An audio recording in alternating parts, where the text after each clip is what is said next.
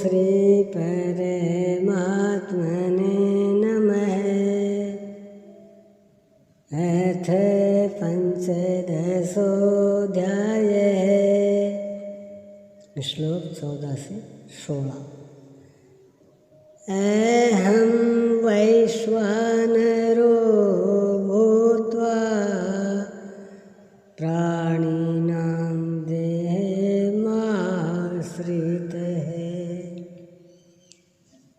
प्राणापानसमायुक्तः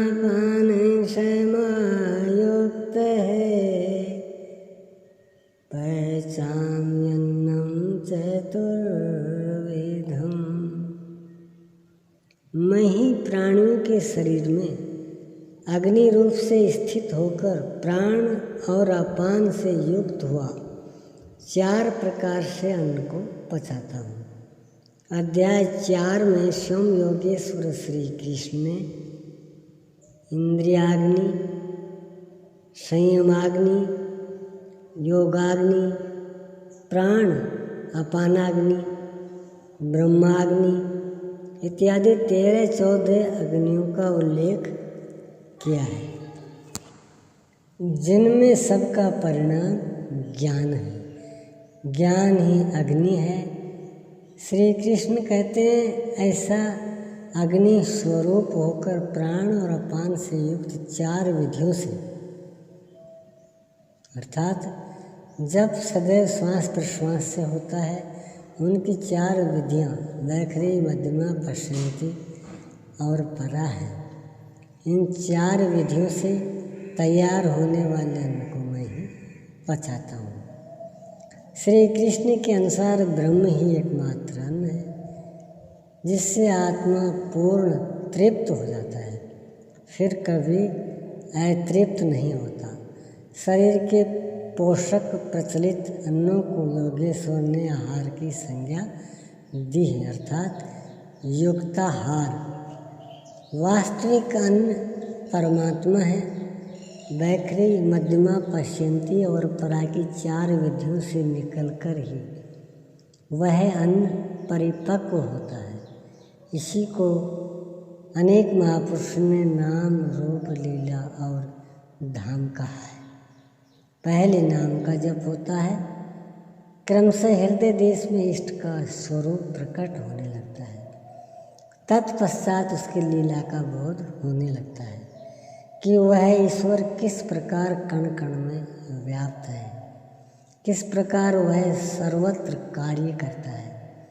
इस प्रकार हृदय देश में क्रियाकलापों का दर्शन ही लीला है। बाहर की रामलीला रासलीला नहीं। और उस ईश्वरी लीला की प्रत्यक्ष अनुभूति करते हुए जब मूल लीलाधारी का स्पर्श मिलता है, तब धाम की स्थिति आती है। उसे जानकर साधक उसी में प्रतिष्ठित हो जाता है।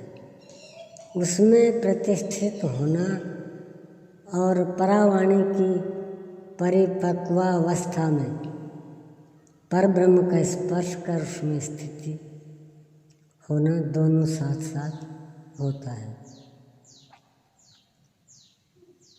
इस प्रकार प्राण और अपान अर्थात श्वास और प्रश्वास से युक्त होकर 4 विधियों से अर्थात वैखरी, मध्यमा, पश्यन्ति और क्रम से उत्थान होते होते परा की पूर्ति काल में वह अन्न ब्रह्म परिपक्व हो जाता है, मिल भी जाता है, पच भी जाता है और पात्र भी परिपक्व ही है। सर्वस्यैच्छाहृदि सन्निविष्टो मत्तः स्मृति ज्ञानमपोहनं च वेदैश्च सर्वैरहमेव वेद्यो वेदान्तकृद् वेदविदेव चाहम्। मैं ही सब प्राणियों के हृदय में अंतर्यामी रूप से स्थित हूँ। मुझसे ही स्वरूप की स्मृति होती है। स्मृति के साथ ही ज्ञान और अपोहनम अर्थात बाधाओं का शमन मुझ इष्ट से होता है। सब वेदों द्वारा मैं ही जानने योग्य हूँ। वेदांत का कर्ता अर्थात वेदस्य अंतः सह वेदांत अलग था, अभी तो जानकारी हुई।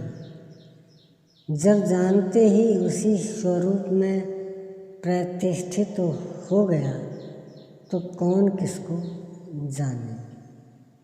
वेद की अंतिम स्थिति का कर्ता भी मैं ही हूँ और वेदविद अर्थात वेद का ज्ञाता भी मैं ही हूँ।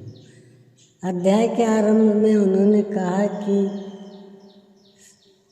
संसार वृक्ष है, ऊपर परमात्मा मूल और नीचे प्रकृति पर्यंत शाखाएं हैं।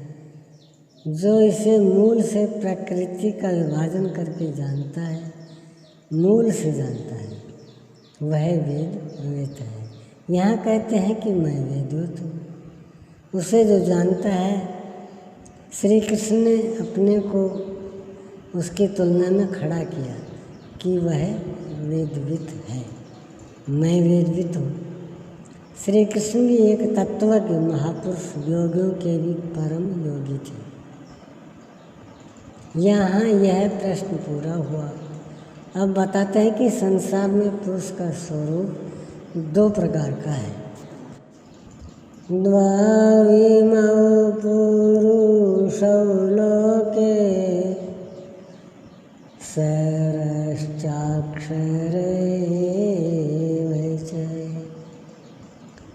शरः सर्वाणि भूतानि कूटस्थोऽक्षर उच्यते।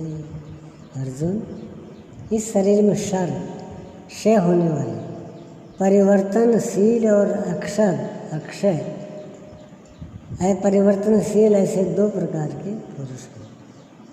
उनमें संपूर्ण भूतों अर्थात प्राणियों के शरीर तो नाशवान है।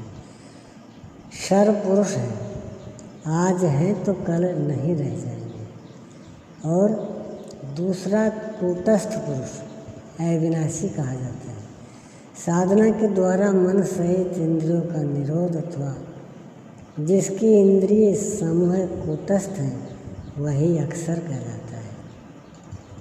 अब आप स्त्री कहलाते हो अथवा पुरुष। यदि शरीर और शरीर जन्म के कारण संस्कारों का क्रम लगा है तो आप क्षर पुरुष हैं।